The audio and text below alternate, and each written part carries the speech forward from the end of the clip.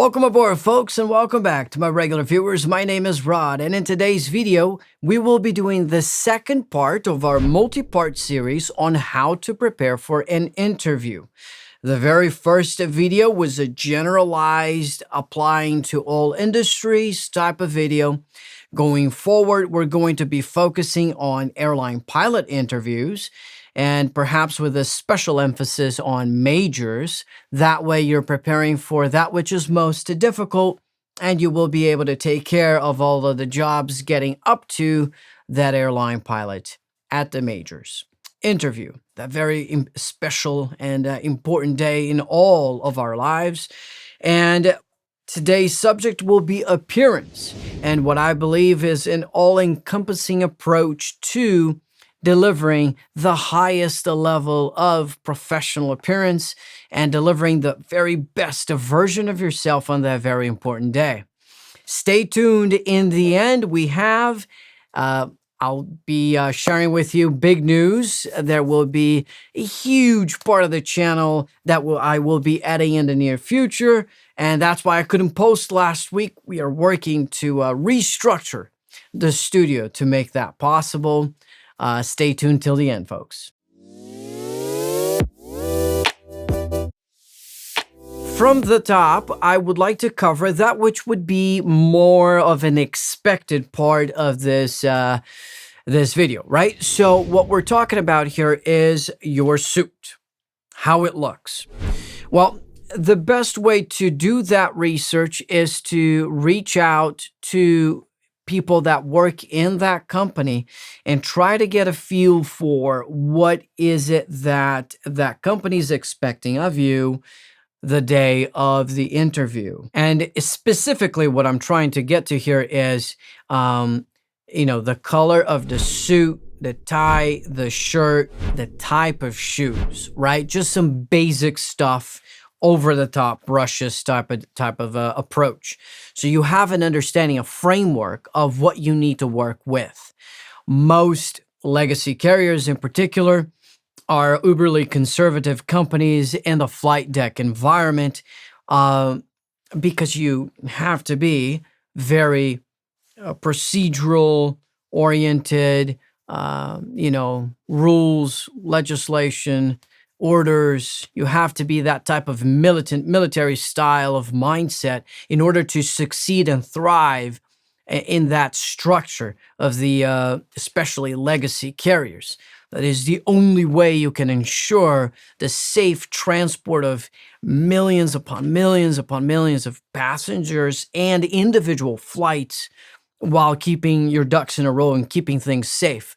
So the personality type that will be able to accomplish and get that job done is of that nature, right?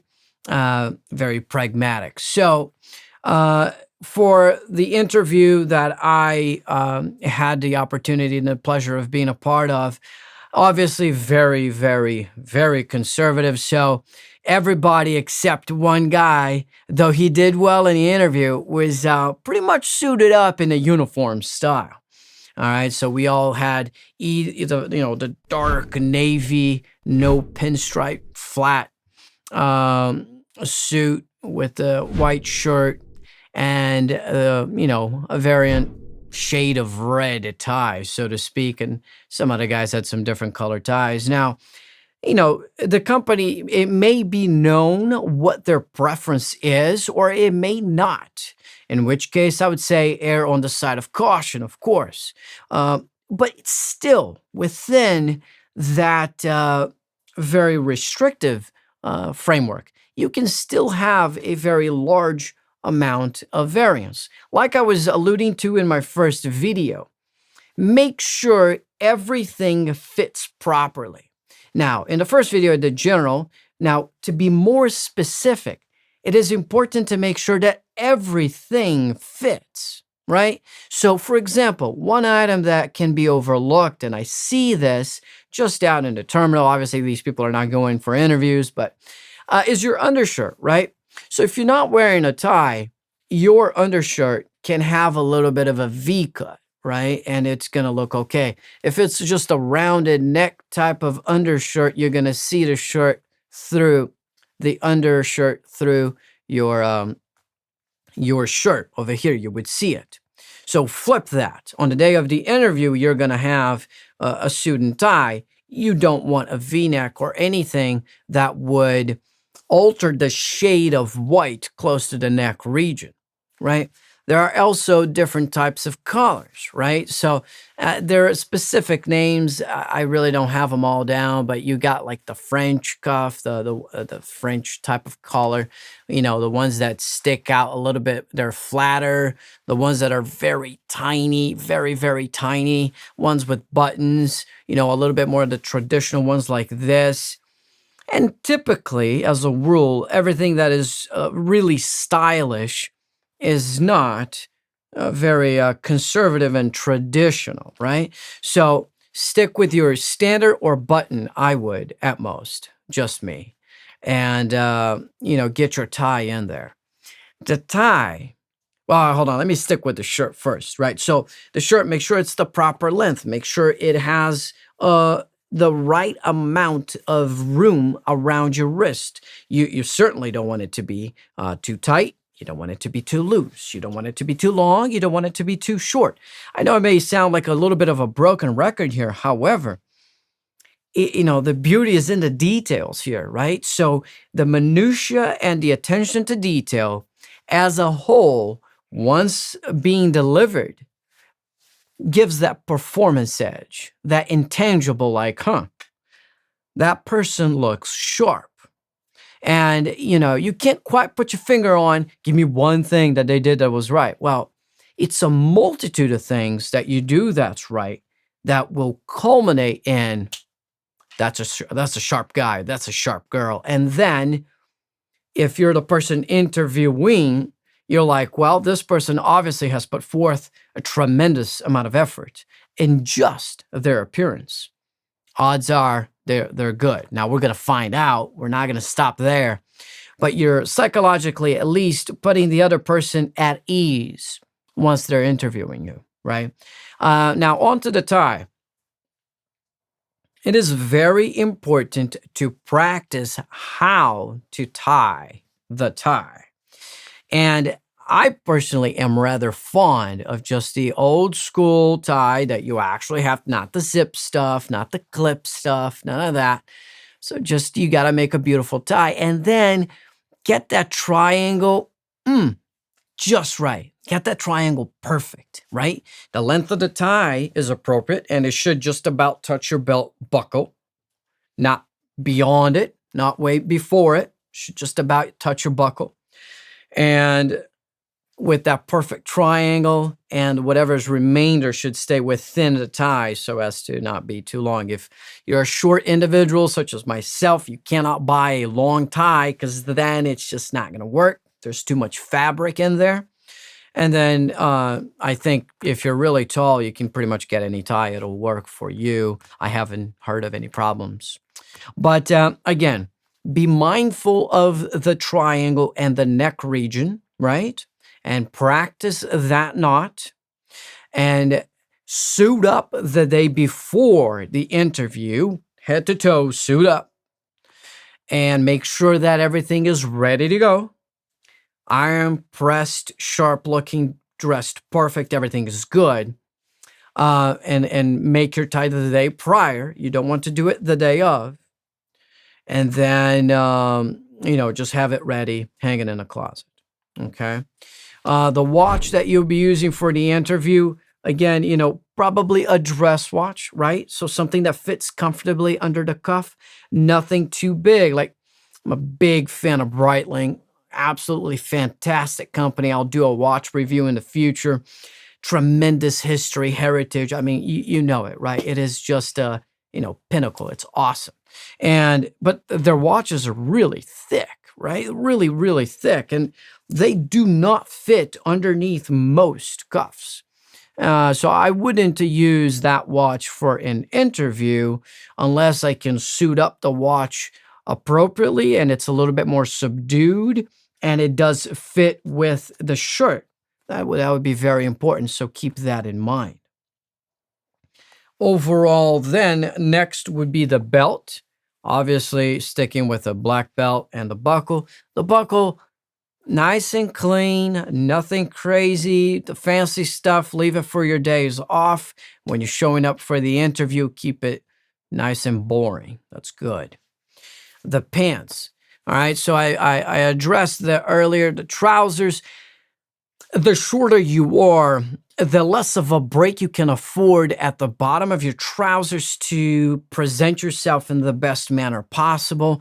Just because if you have a very large break and you're short, it shortens you even more. So, that type of technique. Getting to the socks and shoes. Socks, I would highly recommend not standing out much. Nice and boring. You are the focus. And if you're presenting yourself in a professional manner, they have to focus on you, not this crazy socks you got on when you sat down. That'd be terrible. The guy that's interviewing you is thinking about your socks. That would be a terrible thing. And then your shoes, right? So mostly, Oxford cap toe, black lace-up shoes. Boom. You can't go wrong with that, right? I mean, classic. I'm a big fan of it, right? Obviously, that you can get, there's a little bit of more freedom with the shoes as long as they're black and properly shined. Get that shine, right? For the day of the interview, I would recommend that presidential shine.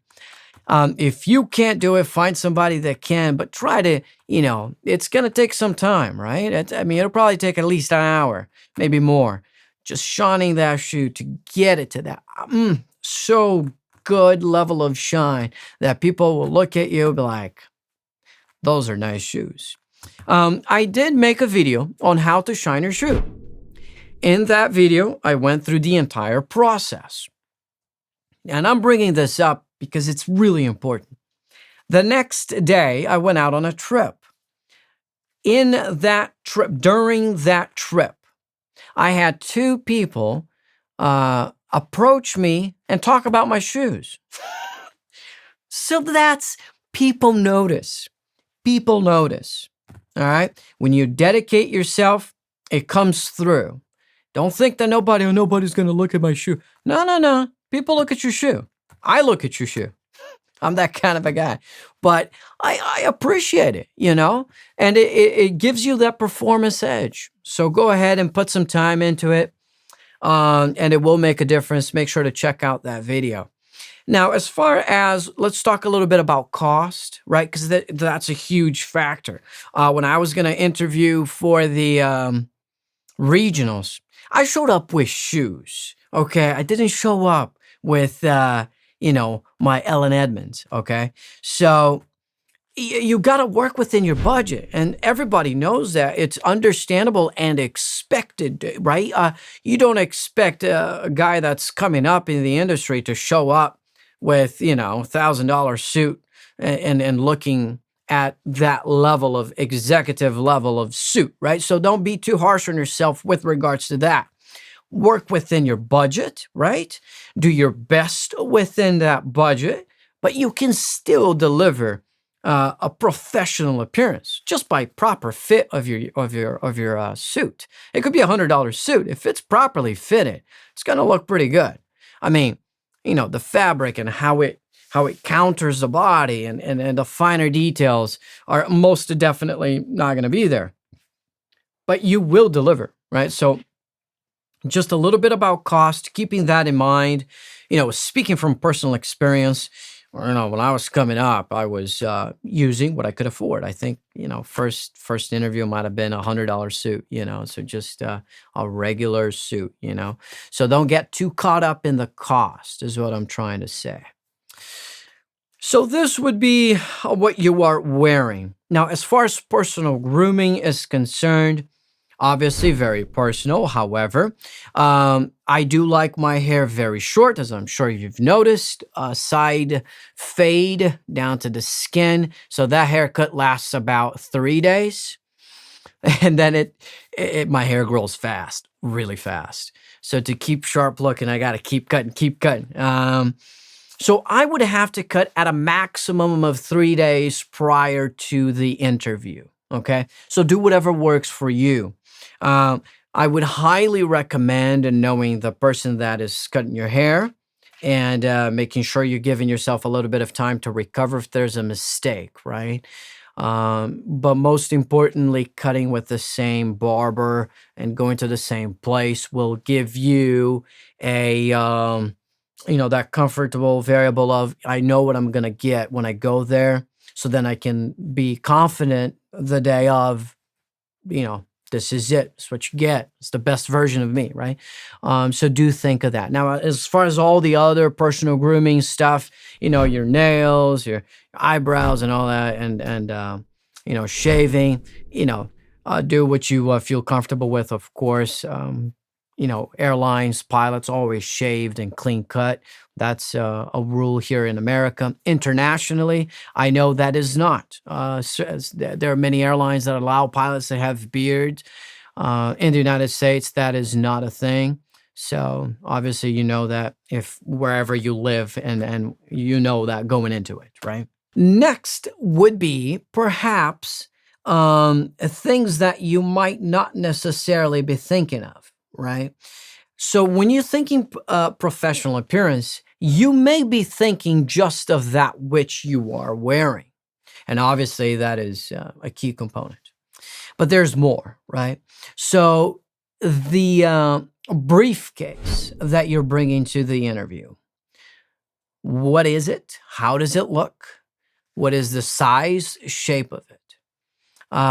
I would recommend getting one that looks very good with your suit, and it goes well with your suit and goes well with your accessories, right?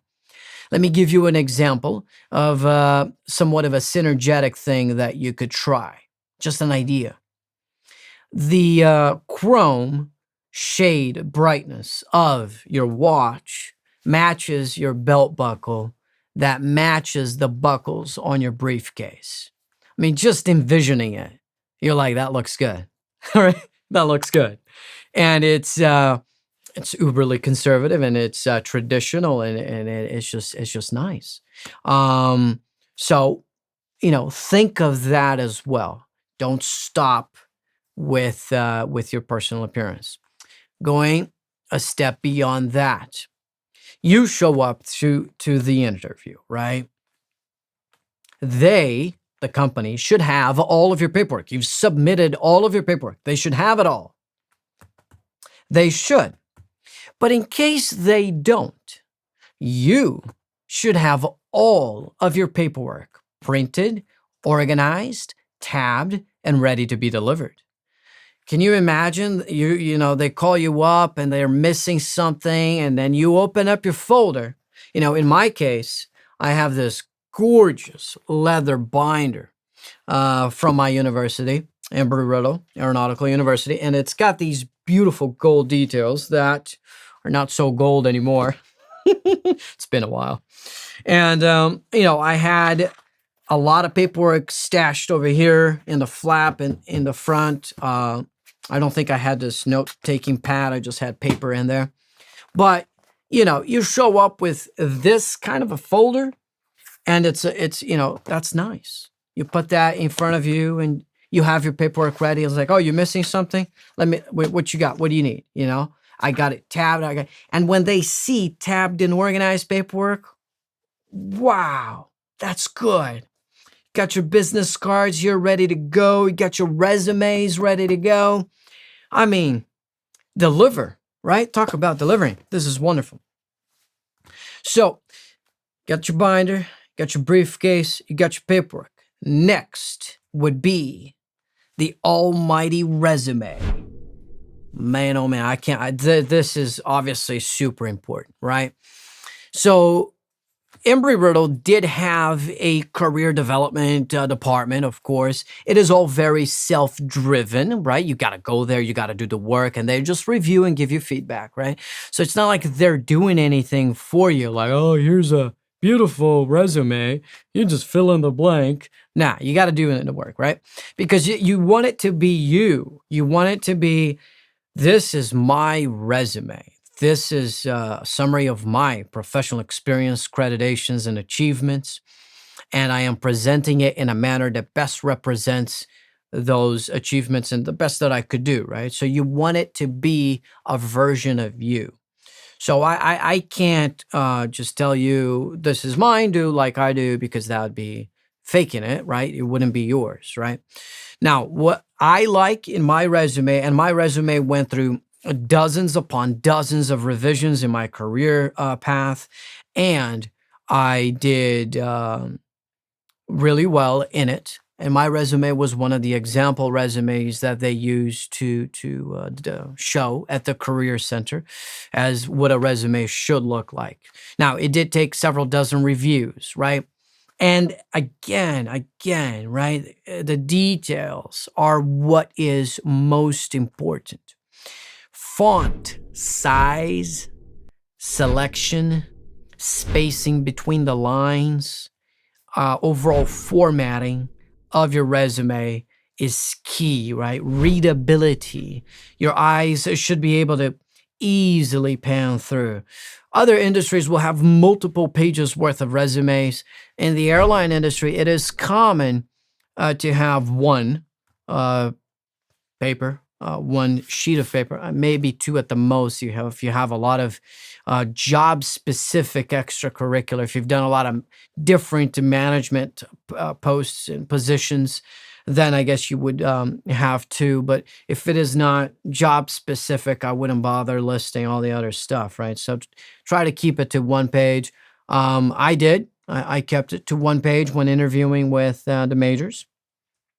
And part of the resume as well is the paper selection, right? How thick is the paper? What is the color of the paper? Shade, right? A little bit towards that amber. I really like that. I think it just gives it that next level look. And I like that 32-pound, right? Very heavy paper. So you know you're picking up something that is special. All right, this is not just a piece of paper, right? This is not trash, right? This is a resume. So it is heavier. It's got a little different color. The font is easily readable, right? You don't want that exotic font that nobody can read, right? You don't want the characters too close. Somebody needs a magnifying glass to go in there and take a look at it, right? You want readability, clarity, and precision in the execution of it. Now, whatever that entails to you, I'm just giving you overall framework that has been very successful over the years. And that is what I would suggest. Now, the other thing too is, I said it, I did dozens of versions, right? You will and you should. Don't just type it up and like, oh, we're good. Type it up, show it to your friends that maybe, hopefully, if you know somebody in the industry, send it to them.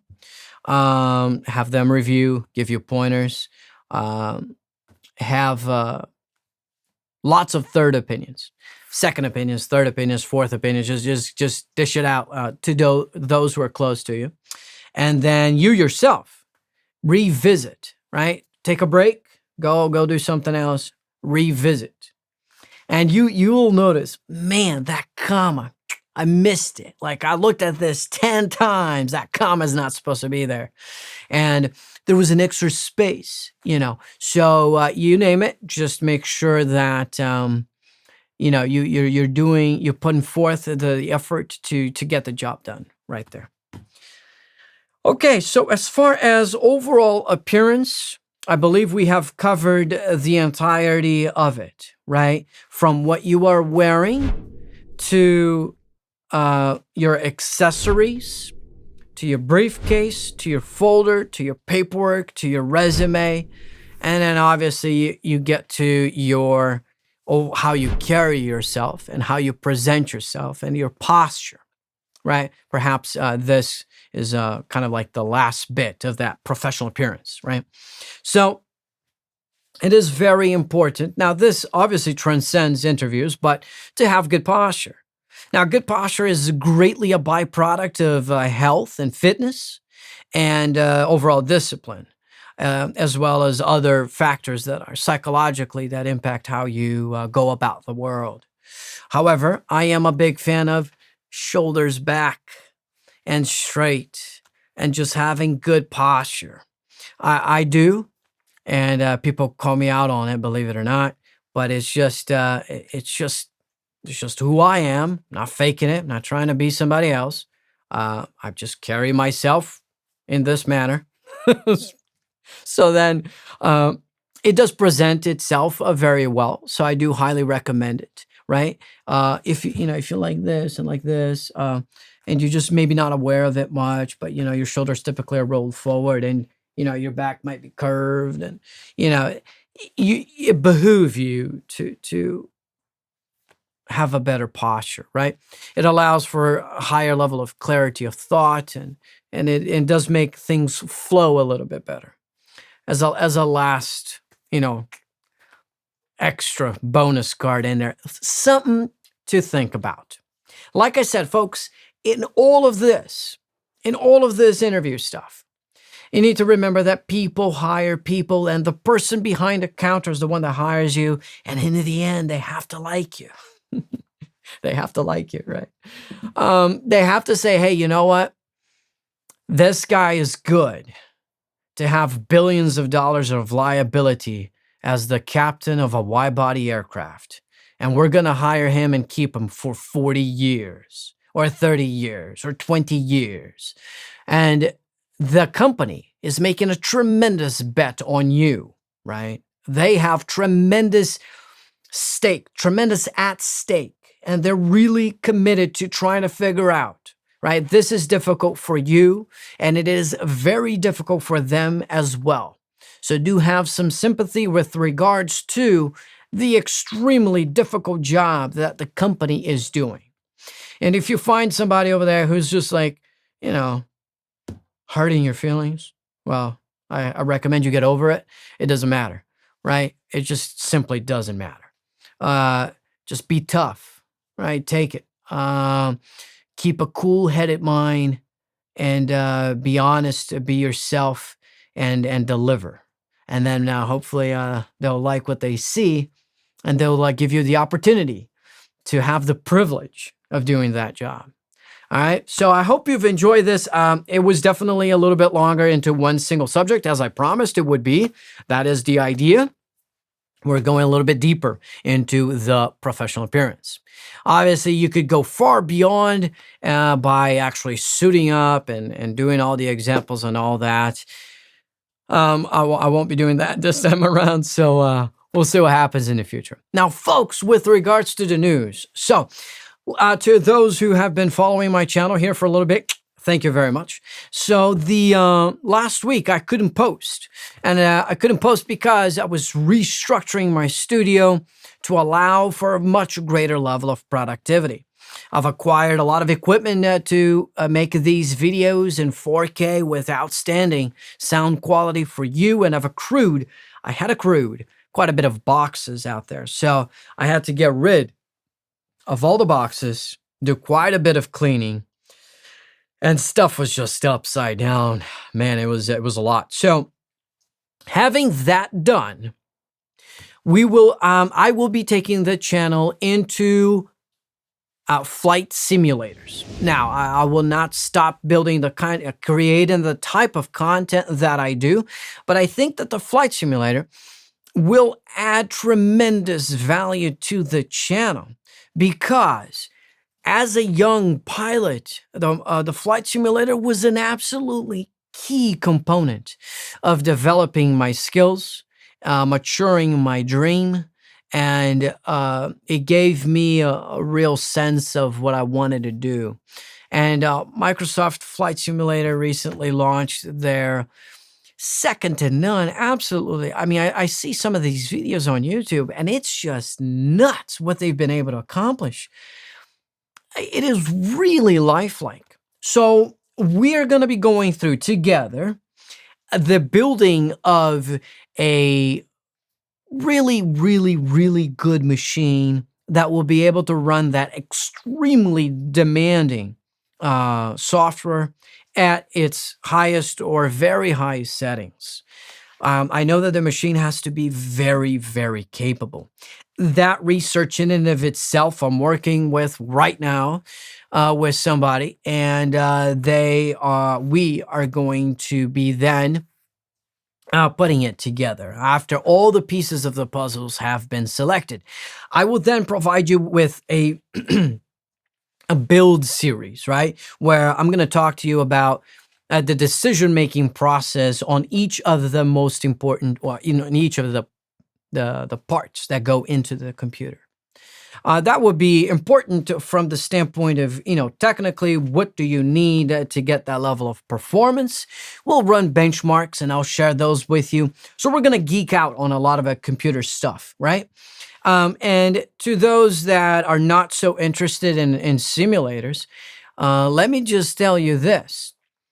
Your instrument rating would be a breeze if you took flight simulators seriously.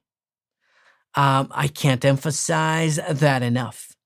But if you were to fly Microsoft Flight Simulator or some of the other simulators for dozens of hours IMC, and you fly with your stick, I guess, whatever accessory you would like to use to interface with the simulator, your instrument rating would be a breeze as long as you are obviously implementing, charts, navigation, and actual technical skills into the process. But because that a framework is abstract and is mental, the simulator is an absolutely adequate and perfect training tool. So keep that in mind. And I will then be able to also go deeper into aspects of aviation, demonstrating maneuvers, talking about maybe do's and don'ts, and demonstrating a lot of the skills. And hopefully in the future, I can then expand to work with other companies.